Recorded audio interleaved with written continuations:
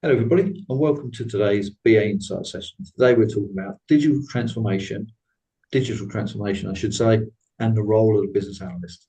And today, I've got two guests to join us, possibly a third later, we'll see, to talk about the topic. Before we hand over to them to do some brief introductions, just like to remind anybody that's watching this hasn't subscribed, please do so.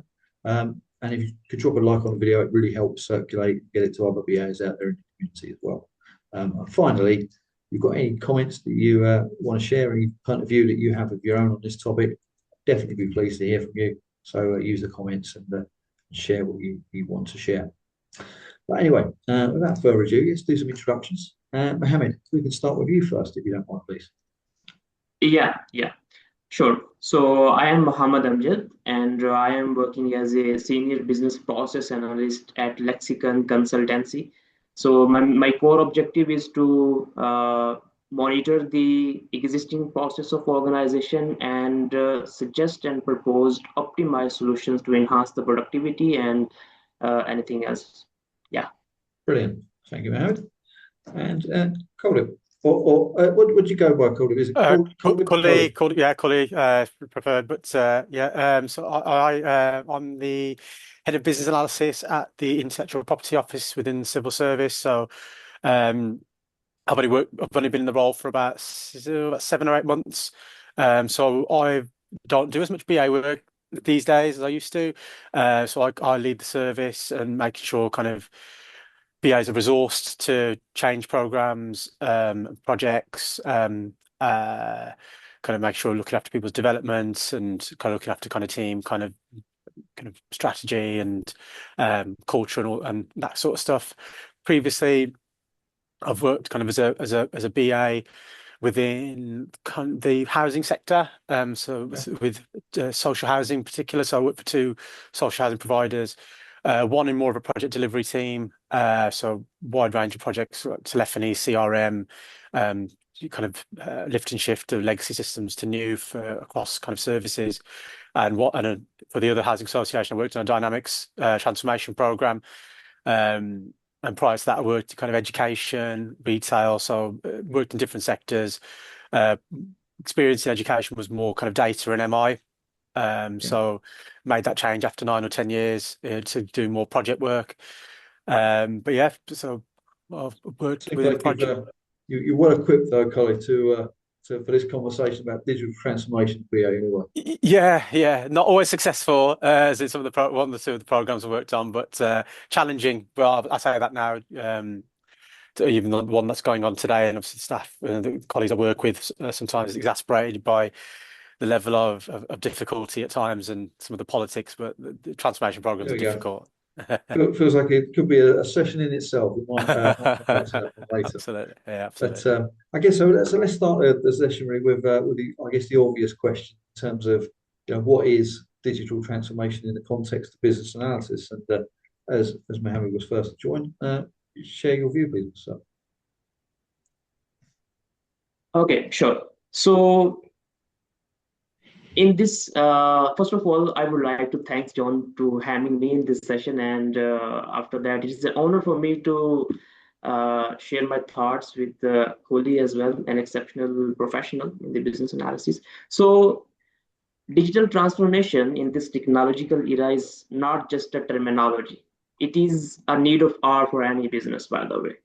So we can define as in the context of business analysis, digital transformation is the transformation of manual and traditional processes into the automated operations with the help of technological tools, by the way. So the business can get the competitive advantage in the market, right? So it is not only to understand or implement the technological tools, but also need to understand how the business is operating in the market, right? So these are all the fall under the digital transformation concept. So we analyze the workflows, the existing workflows of the organization, then we propose them the optimal solution to enhance or transform to the another phase for the digital transformation. Excellent start, Mohammed. Nice way to introduce the session in terms of that automation and transformation as really helpful Yeah. tools. Brilliant. Cully, what would be your perspective on that same question? No, it's an interesting point there raised by Mohammed about understanding the business. I think sometimes you can kind of, when you're looking at digital transformation or any kind of change transformation that's going on, I think sometimes people kind of dive in and get really excited about, okay, what's the platform we're moving to, or what are we looking to build? But I think underneath that, organization really needs to understand kind of high, middle, and low level. What is it we actually do? So organizations can trip themselves up there. Again, only from my experience and my sort of places I've worked, they can complicate things that generally are quite, in terms of a process, quite simple. And really understanding that, I think as a BA, once you've developed that knowledge of whether it's a particular part of the business or where you're working on for that change, or maybe across the organization, you can really start to add value, because you can ask those critical questions, as in, why do you kind of do this? Is the it doesn't feel like this is a priority. This doesn't feel like it's in keeping with what the organization's doing. But you also need a bit of a linking with kind of the right people within the organization to understand kind of where things are going as well. So certain sectors impacted by kind of whether it's internal change or internal kind of scrutiny, or external factors, governments and changes to things in kind of the operating environment. It's kind of staying ahead of that as well. So I've seen, I'm sure you all have, is we work on transformation and everybody just wants to replicate what they do today in a new system, but it's kind of like moving house and just taking all your old rubbish with you, kind of thing. Is the way I was kind of analogy I try to use. Not many people listen, but I'll try to use it anyway. But as you say, I think the big part of that is about understanding the business is absolutely vital. Yeah, and some really, really appropriate points I think you both made there, because I think that foundation of understanding the business, understanding what it is that the organisation needs, perhaps what it may not need, I guess, in terms of solutions, is definitely vital and provides that foundation. There's nothing worse, I think, than doing some excellent analysis but on the wrong products and the wrong functionality, which is really not the best starting point for sure. And I think that's that allows us to think about, as business analysts, and use our skills to understand what it is the business are doing, should be doing, take a step back and think not just about the digital products as well, but actually the steps and processes around that, perhaps how the data can be made available to those digital products as well that we're introducing.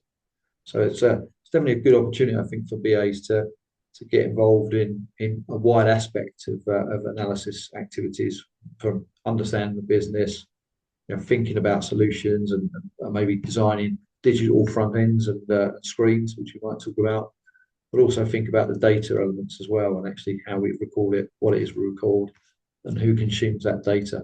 So quite a good opportunity. And I think the last thing I'd add on that as well, I think, is really digital business analysis in that context is also about trying to make sure that there's as appropriate experience for not just the customers, but also for the teams that are using the product as well in the back end, or at least supporting the product. But in that, I mean, if we go further, and Carly, I'll ask you this first, in terms of your experience, I mean, is there something that distinguishes perhaps digital transformation projects from more traditional change initiatives that you might have seen in the past?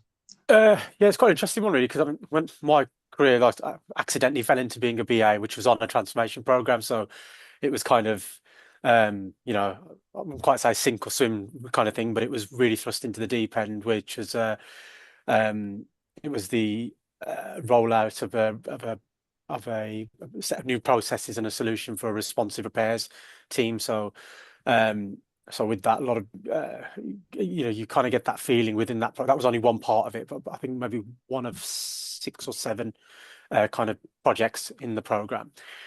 So that's kind of all I knew initially, and so you kind of think, right, okay, this is a huge change.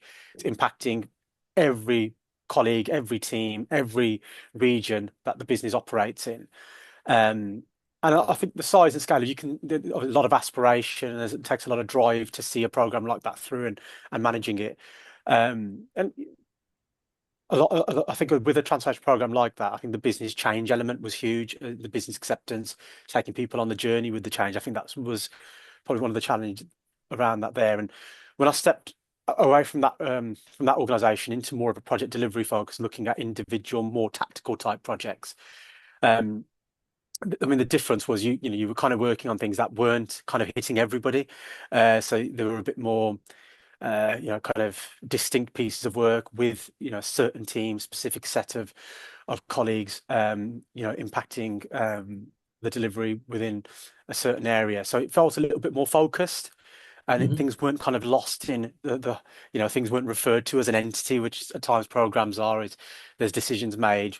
Nobody seems to want to hang the accountability to it, so they just say, "Oh, the program's made a decision," and things like that. And you'll see, but I mean, there's both things running out there in organisations across, not only sort of nationwide here, but across the world, where big collection of projects need to be ran together because there's dependencies and there's interconnections, and you're trying to do everything all at once as opposed to kind of a bit more waterfall where the other projects tend to be. So it's probably the big thing that's always stood out for me is with transformation, it's something that is going to hit everybody, and with that needs to be carefully considered. People have a preference whether it's agile, waterfall, this, like the rest of it. I mean, I'm not necessarily one way or the other. I just think you've got to take the people on the journey. You've got to explain to them why we're doing it, really selling the benefits of the change, and getting people away from old legacy systems, old spreadsheets, and things like that. And I think that's the big thing with regard to whether it's a program or a change initiative, is really be clear on the why. And I think that sometimes is lacking. Yeah, it's interesting because I think taking people on journey, being clear on why is just a couple of examples that you mentioned there. Is arguably sort of something we should be doing all the time. But I think labeling an initiative as a digital transformation, I think you're naturally more focused on the user and thinking about actually how you're going to transform their experience, their processes, the organisation, how it delivers for its customers, that sort of thing. So perhaps we ask more pointed questions or slightly different questions as BAs in that sense. I'm not sure we should, but I think we, and I don't mean that because I don't think we should ask the questions on a digital transformation. It's probably that I feel like we should ask the same questions on any transformation, as it were. Yeah, absolutely. I think you say the word, and there's certainly people, colleagues I've worked with and previously and now, as soon as you say the phrase digital transformation, I think people just immediately or they just kind of know what's coming. And it can be done correctly. It just needs a bit of time. It needs proper planning, proper prioritization, and it really needs somebody or a group of people to really figurehead it and really, lead from the front, at times making awkward and difficult decisions, at times doing things that aren't popular. But if you explain why they're doing something, again, it kind of goes back to that is, the team I manage now, there's a lot of change. On the transformation program that they're on at the moment, a bit of a change in terms of the phasing and kind of what works and be started when. And all the team have said to me, their feedback is, we're not too fussed about when things happen, but just be open and honest about it. Don't kind of just tell us on a Monday or Friday, or on Monday you're working in a new squad now, or this is the new priority.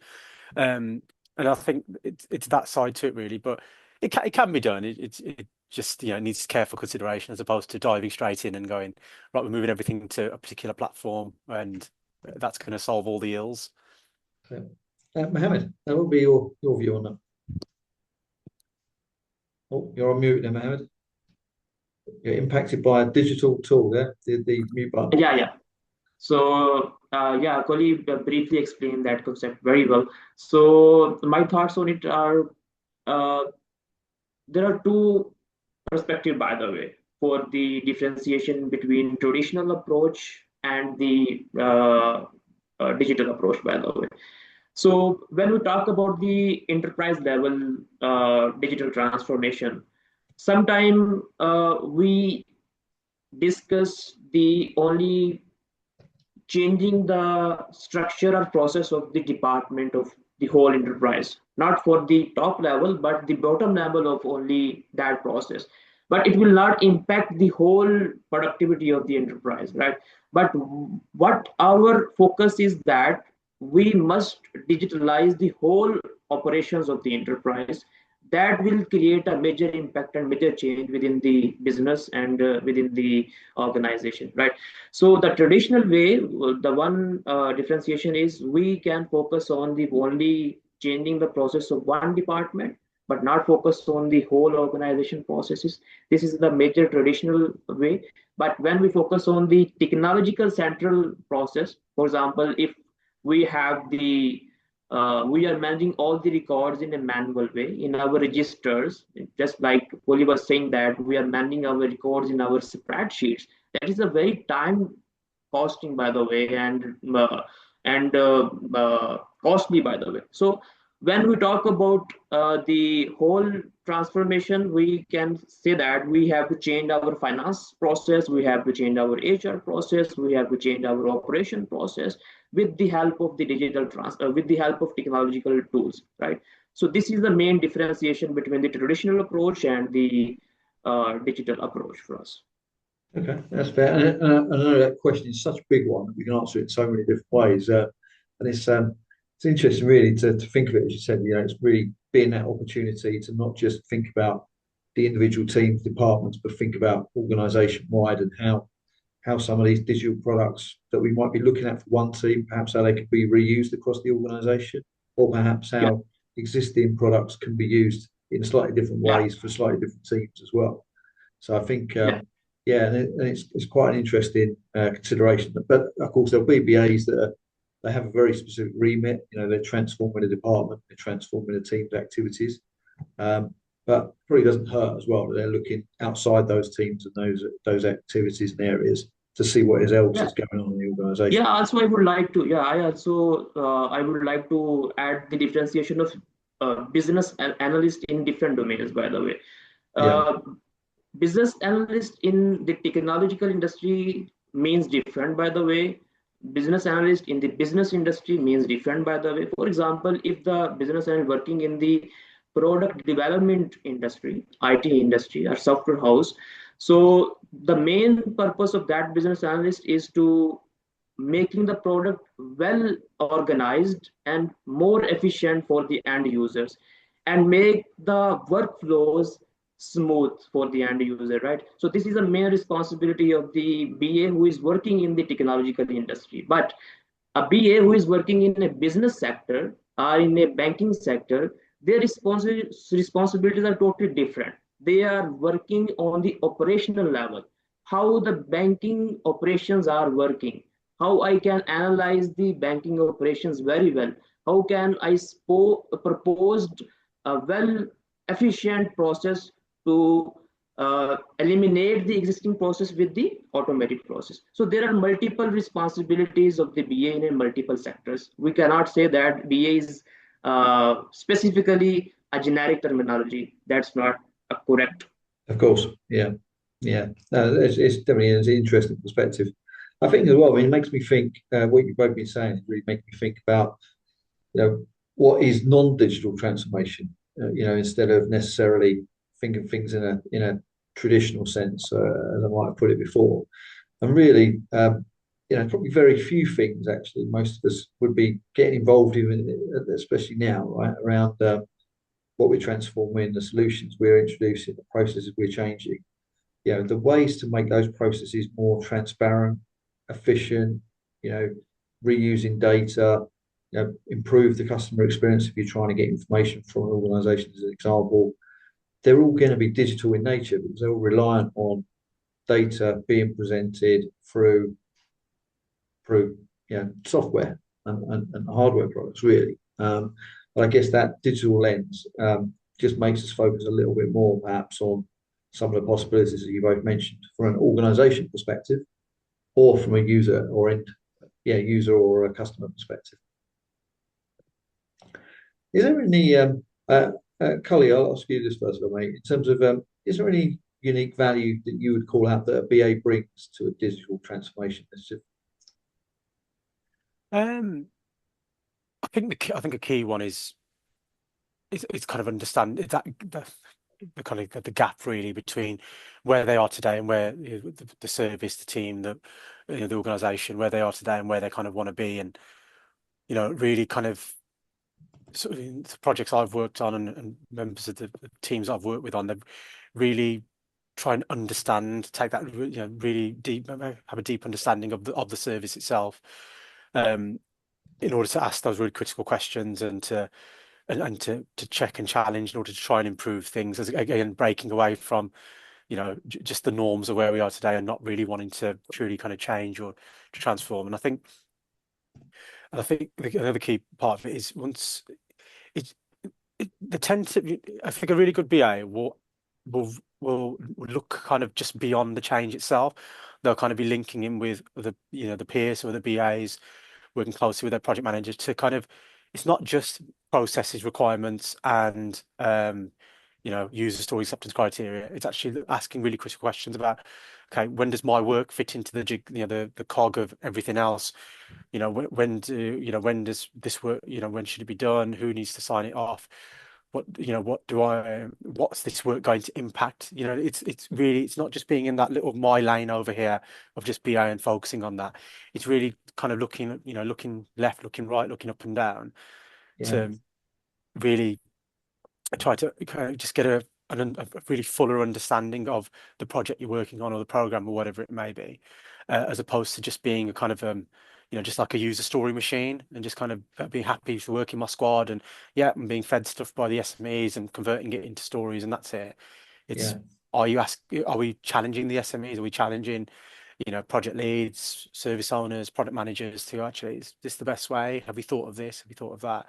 Bringing experience in from previous projects and things that you've worked on, just, things that you might have picked up through shadowing in the organization. Somebody might say, oh, no, we don't have any manual processes. We don't do anything off system. Well, no, I sat with your team last week. They showed me all the stuff that you do off system. And then I think people start to respect, they go, oh, like, you're bringing a lot to the table, you're adding value. It can be a bit uncomfortable at times because people generally don't like to have their dirty laundry aired, but you have to do it in such, so there's with it, with all of the value, you have to have those softer skills in order to manage the messaging around what your analysis and your findings are. So there's a few bits there I think kind of stand out for, certainly from my experience anyway, for what a BA kind of adds. Yeah, it's an interesting point because it's around that challenging critical question particularly, and it makes me think about adding. Sometimes we're bringing structure to be able to allow some of the stakeholders to think about things in a slightly different way, perhaps, that might ultimately yield with them exploring and then explaining, what is it they need, how they might use any solution or functionality, and how they are going to support customers with the process, what current limitations there might be in tools they're using or processes they're using, what might work. It's also maybe an opportunity as well for them to think more widely, and as you said, not just thinking within projects, but think more broadly across the organisation. Perhaps also as well think a little bit more into the future. So not just building for now, but thinking about how might customers want to interact with us in the future. And can we use that to inform some of our digital transformation rather than almost look at what others around are already doing. Maybe think about things slightly differently as well. So really some interesting points there, Khalid, you make. Mohammed, what's your perspective on the unique value that BAs bring to transformation or digital transformation? Yeah. Thank you. So understanding the business domain is the very crucial part, by the way, in the business analysis or digital transformation, right? So as a BA, we must need to understand firstly what business we are operating in and how I can evaluate that business process, by the way, right? After the successful analyzation of the whole processes, then he must be pretty sure, I have to propose this kind of solution to that business, by the way. So I do have multiple experiences, by the way. So in our country, most of the enterprises are using their data in registers, by the way, to managing all kind of stuff. But when we approach them to digitalize their whole operation, by the way, for example, it is a manufacturing industry and they are managing their pre-sale or post-sale and manufacturing process or finance process in a register. So we go to that enterprise and propose or pitch them to digitalize their operations. So they kind of shocked by why we digitalize our operations, what value you are bringing in our business. So then we go to that business and ask them, these are the core values that we will provide. What values? We will enhance your productivity, we will minimize your workforce that are utilizing a lot of time, by the way. We will save your cost, by the way, all kind of stuff. So uh, they will give a response. Yeah, definitely we will go ahead with that, but most of the time they resist against our proposal. They ask them, no, we will not go for that, right? So the core value the business analyst will provide is, firstly they will understand the needs of the business, then they will propose a most definite solution so they can enhance and increase their productivity within the business. That point, man, about stakeholders resisting some of the changes as well. It's interesting because I guess by taking different perspectives on how stakeholders need to interact with different digital functionality, or just functionality, I don't necessarily need to word digital, but how they're going to interact with different functionality is a way to perhaps help some of those people that maybe don't understand or don't have a preference, or they're not initially a supporter, to share wider perspectives so that maybe they might appreciate some additional options or additional considerations, as it were. Yeah. I mean, So we're another not always there to perspective, sell them different ideas, but I guess give them different sorry perspectives, to help them change their view. sorry to cut you, but another different perspective is, I do have experience in the product management, by the way, or product development. So most of the product owners come to us and ask, yeah, this is my idea and I want to build that product, but they don't know how the product will go into the market. What will be the business strategy for that product? What will be the market fit of that product? How we will generate our revenue from that product? So then the business analyst will come at that stage and create a business case for them, and create a business high level business requirement for them. Yeah, this will be your business in which you will operate, and this will be your KPIs that you will get from the after launching of that product. So this is the main crucial part in the product development as a BA. Mohammed, sticking with you, how's the role of the BA evolved? Do you think as different organisations embrace digital solutions?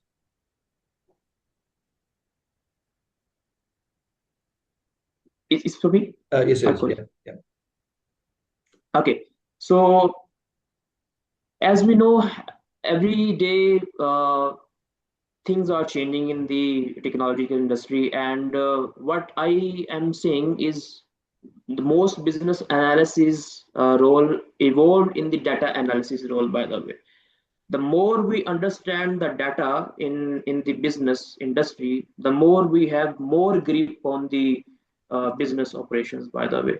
So my understanding is that for the past 5 years, business analyst was a very different role. But when we have entered into our artificial intelligence and machine learning era, the role of business analyst evolved into the data analyst role, because all the activities that business analysts were doing in past 5 years, the owner of business is doing in a AI tools, by the way. They will utilize to create business case document. They will utilize the AI tools, for example, Gemini, Bard, or ChatGPT, to make all kind of dashboards or anything else. But now the most crucial part is data. Is the business owner understand the data very well or not? Then the data analyst will take that stage and understand the data of the organization, and then provide the best solution for them. So this is the major evolution of the business analyst into the data analyst.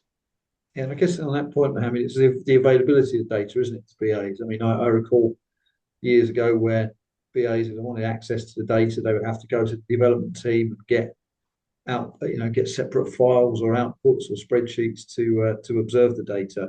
Whereas now we've got a lot more connectivity to it. We can start to interrogate it, investigate it, manipulate it, and help therefore understand it a little bit more as well as push it through the process a little bit more efficiently, hopefully. So yeah, I think you make a very solid point there on the data. Kuldip, what was your view? Yeah, I think my kind of observation, certainly over the last maybe 12, 18 months, I think with the the role of the BA, I don't know about evolving possibly, but the perception around it is that it should be quite a role which is very involved with a particular system or a solution. So, you're looking for, so some organizations are looking for BA roles where, yeah, they have to be experts in dynamics or in a certain field, certain platform elsewhere and things like that.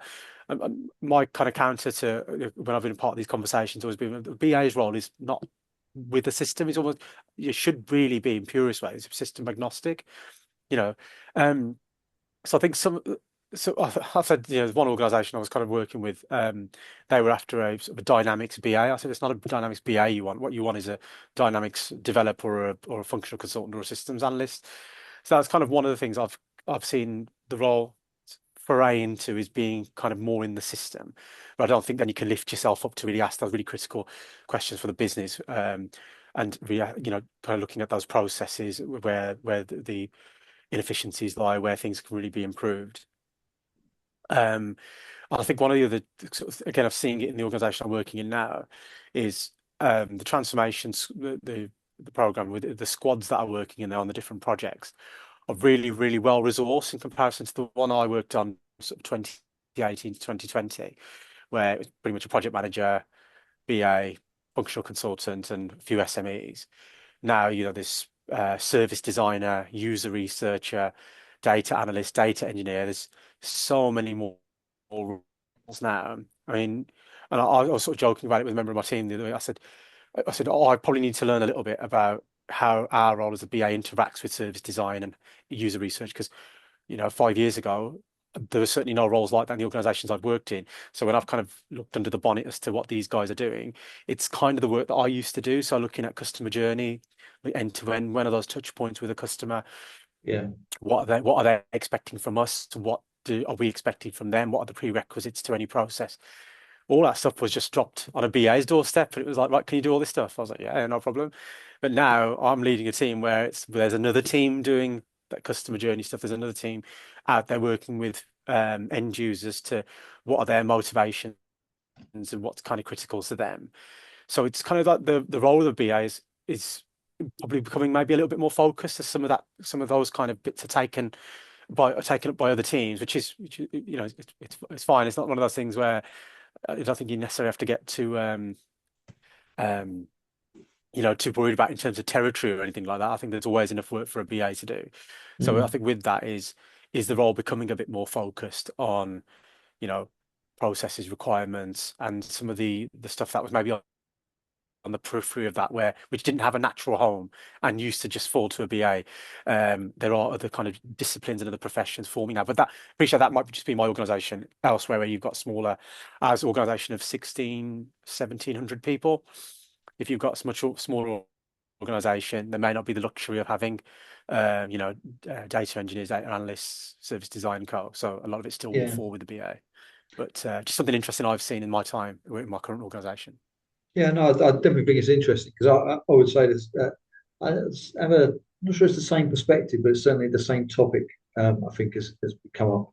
I mean, so for example, I think I can remember the time when a BA, as you said, would be trying to do loads of things, or they were trying to design what the system might look like from a front end perspective, worrying about the processes, gathering the requirements, understanding the data, just as some examples.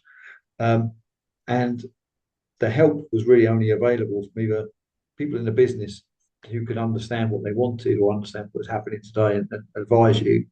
But of course, your role is to elicit that information from them, and that's obviously still applies. Or the development leads, and really, if there were any architects, the architects sort of give you the insight to perhaps on some questions that you might have to ask additionally. Whereas now we've got the benefit in some organizations or some projects of having data analysts, as you said, the data engineers, but also like the UX designers as well, who are there specifically, and they're more, I don't think they mind me saying it, they're more designers than they are BAs. They're focusing on the aesthetics of the applications, making sure that that the configuration of what people need to click and interact with is in the right place and an effective place, and and maybe it conforms to branding standards as another example. But that means because you've got those specialists, and I'll just pick on one example with the UX designer, you've got those people that are focused on their art, as it were, developing their skill set, developing maybe broader techniques and tools that they are now having access to. And the benefit of having that, of course, is when you're in those environments where you are working with UX designers or people that are also involved, like data analysts would be another brilliant example.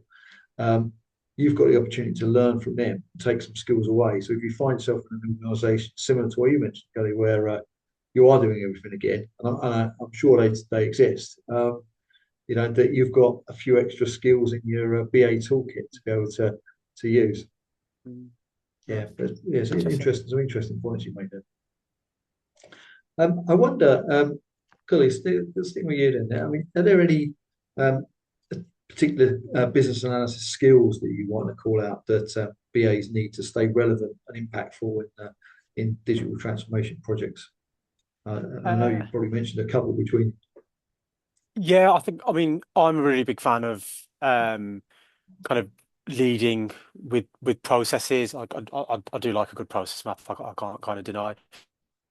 Good as Really, well. Don't worry. kind of, yeah. I think really kind of breaking things down, kind of going back to kind of good old process kind of decomposition, where we really are looking at the real nuts and bolts of what we're doing here. We taking away all of the complexity, really laying it out simply and saying to the business SMEs and kind of senior people involved in transformation is, this is what you do, start, middle, and end.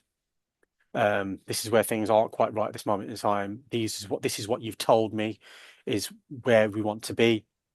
Is that right? Kind of, is that what is this is what I've heard? Is that kind of what you're telling me, kind of thing? So I think, I think there's in terms of that BA kind of toolkit or as such, I think there's a lot of things that sometimes you can get caught kind of a little bit in just in the sort of culture and organization, or just with what a project is kind of doing. You kind of sort of start working away in maybe just by habit on a few things that you in terms of artifacts and deliverables that you're quite used to. Sometimes it's good just to open up the BA kind of handbook, whether it's the Babok or one of the BCS books, and just go, actually, I've not tried this before. So there was a replacement of an asset management system I was working on about 2 years ago, and I just opened the book because they wanted me to. The kind of sponsor wanted me to work on customer journey mapping, and I'd never really done anything like it before. Just happened to look through the BCS, the fourth edition book, and just looked in the back. Customer journey. Is there anything there? What, lo and behold, there's one page that's got this customer journey mapping landscape, and I just saw it. I thought I've skim read the book and I've looked at it when I've needed to, but I've not seen that particular thing. So I took that as my inspiration, altered it obviously to meet the best way to get the message across to stakeholders. And it's something that was really quite impactful, and it worked. And so I think that's something that I think in terms of kind of staying relevant is, I think there's a lot of tools out there that you kind of use day in, day out. There's probably some that maybe you skim read, or maybe some that you never looked at. It's always good to just kind of go back and have a look through some of I mean, I do it all the time. Like I've got I don't know, I know it's good or bad, probably, I don't know, but I keep my BA books kind of here. So if there's I've got a few there as well. yeah, I think most people have them behind them, but I sort of hide them here so no one knows I'm looking. But no, but I think so. That's going, having a look through the kind of the textbooks on it. I know, and it's kind of like, is there something new? Is there a different way I could tackle this? Well, because you have your own beaten path that you like to stick to. Sometimes something a little bit different, and I think kind of using some of the tools, but in a way that kind of simply kind of explains things back to the business. There's not only, I'm not one of those BAs that's really in the low level, right in the technical, in the weeds. I tend to keep things at the kind of right level. I don't sort of take it to where I want to. I take it to where the business kind of it needs to know. And is there enough there for them to make an informed decision on the way we're moving with something? And so I think it's that part really. And I think there's other things out there. From the AI stuff that's massive at the moment. Everywhere I go, if there's BA stuff being talked about, AI seems to be hot topic. Whether you go on BA Times or whether there's stuff through Assist KD where we do some of our training and whatever. I'm a bit. I like to work on all my documents myself. I don't mind doing a Google search, but there's something that worries me about telling Copilot to go and produce a PowerPoint for me. I Yeah, just won't do it, but some people will. But I'm not for or against anything. I've just got my own preference sort of thing. So AI is obviously quite a big thing, and I think some of the stuff that you mentioned there, John, about and having an understanding of those other professions that are involved with digital change is what the work that delivery managers do, service design, look at how developers do their thing, the testers, for example. It's that appreciation a little bit of what are other disciplines expecting from BA? What do we need from other disciplines? So there's those nice handoffs, and they're getting quality in order to inform better outcomes. But yeah, obviously we're yeah. receiving things as well. I think that's something to that in terms of just again, it's that not just being in my little BA box over here. Am I looking at other things as well? I think that's something I that's think quite so. important. Yeah, I mean, yeah, well, what you're saying there, I mean, I think it's a skill, it's a competency, but that curiosity to learn, look outside of what you know, was really one of the things you're alluding to there as well. I think is really key. But I'm sure Mohammed's got a view on it, so let's hear what he's got to say in terms of skills BAs need. I think Kulli have explained very briefly, so I don't know what points I will add. But uh, business analyst must be a very good communicator, by the way. If he convey ambiguous requirement to anyone, it will be non-realistic for the any person, right? So because they are the middlemen who are bridging the gap between the tech tech guys or the non-professional guys or non-technical guys. Because if he or she will convey the exact requirement to the tech guys, then it will be a very good thing for everyone, right? And also that person must understand the business acumen, by the way, business domain, right? So he must be a good evaluator, good business evaluator, right? So after that, if we can say that there must be a critical thinking as well involved in that process. He must be a detail oriented. He must provide the detailed things, explanations of each and every component of the project or business where they are working, right? So these are the crucial things that a business analyst must have in their skill set. Also, the problem solving is also a prerequisite for everything, by the way, because you are the guy who will propose the solution of any problem, right? Because if you will not propose, if you will not understand the problem, then you will not solve that problem very well, right? So problem solver is also a very great and crucial uh, skill set of any BA. Yeah, yeah. I mean, definitely that is a. I mean, it goes back to what Gully was saying. There's a few of those foundational skills, problem solving, as you mentioned, and communication skills, presentation skills, that sort of thing. That they're definitely still going to be relevant, and they're going to be as relevant in the digital world Yeah. as before. Yeah, that's fair. Um, yeah, I mean, I think I would agree. I think the obvious skill to me as well, perhaps we've not spoken about, I think it's beneficial, is really painting that bigger picture so that you can help your stakeholders, whether they're in development, in business, whether they're the vendors, whether they're your teammates, to just understand how these different parts are coming together, really, and how, whether it's the foundations of the process, whether you're thinking about the different components that are being built, the information that you're hearing, the data, many of the perspectives we've spoken about before, how you bring all those together. So whether it's a user journey map or it's a hybrid of a number of techniques that you've got, I think that really is some value that business analysts can bring. And that for me probably means that they need to continue to develop a broad range of skills so that you can piece them together like a jigsaw that you can utilize as you need to. But I probably won't say more because there's not probably too much more to say on that. I guess we'll ask one more question. We'll cover one more aspect if we may. And that is really around some of the common challenges that we face as BAs when working in digital transformation initiatives, and perhaps how we can overcome them. So, Mohammed, I wonder what might be your view on some of those common challenges faced by BAs?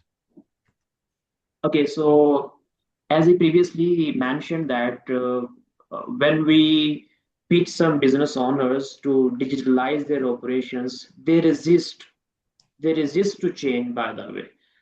There Yeah. are multiple things that they want to understand because they are the non-technical owners. We need to give them the simple set of solutions so they can understand how we will provide benefit to their business, right? So the resistance of change of adopting that technological tools are the crucial, by the way, challenge that I have faced in my industry, by the way. So also there are multiple things, the cost as well. Most of the time when we pitch business owners to digitalize their operations, uh, uh, they ask us, we have not enough budget to adopt our technological tools, right? So most of the time they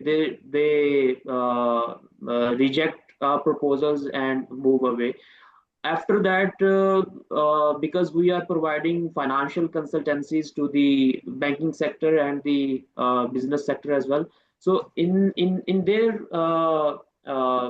businesses, their staff are not using the not fully aware to utilize their on-site tools, by the way. For example, how they utilize financial models to generate some kind of graphs within the business, right? So they Yeah. can make informed decision based on the things.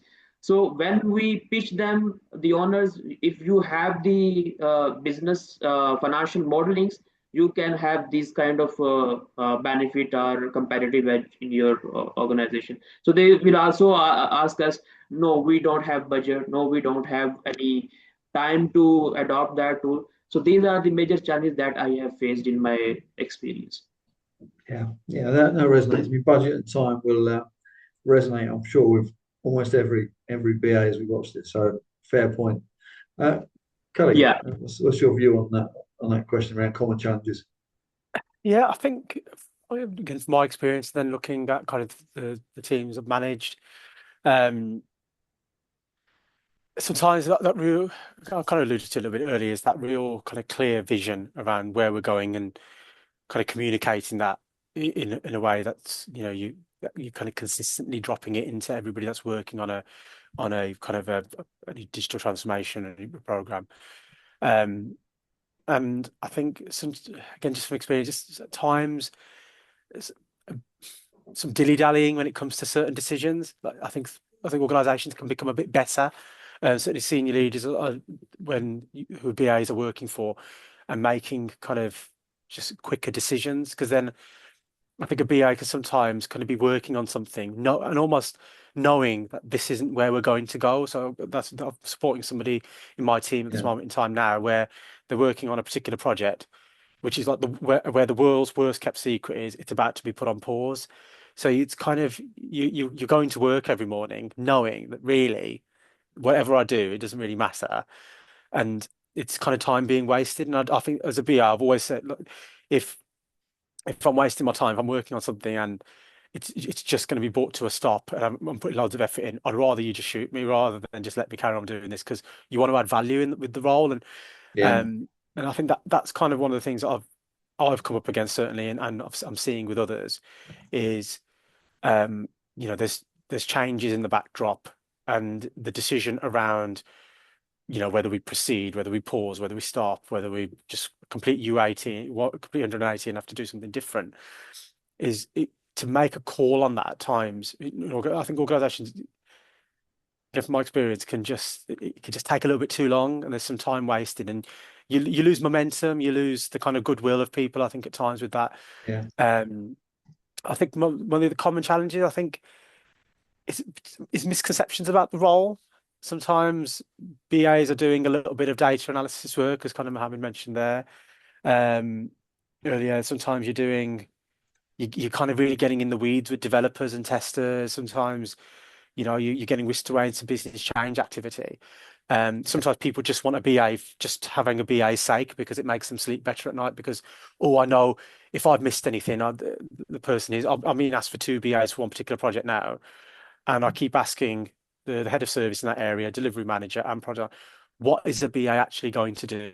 and I understand a little bit of the BA needs to kind of go and assess the work, Yeah, but they can't really be clear about it, but yet they want two for the next year. So it's that little bit of, again, it's a well-resourced squad. I can't see what exactly the need is there for it, but it's sometimes the misconceptions about the role, perhaps. I think that's fair. Yeah, certainly something I've seen at times. That's for sure. I think the last point I would add actually on that as well is it's building on that point that Mohammed made, but a slightly different perspective on it perhaps, in that sometimes when it comes to some of these digital transformations, we're not always have the luxury of being there when they're designed and analysed, and when we're looking at the actual business need in the first place. I think sometimes there's resistance from stakeholders because they can feel that solutions are being imposed upon them that are not necessarily going to sort of solve their issues or help them.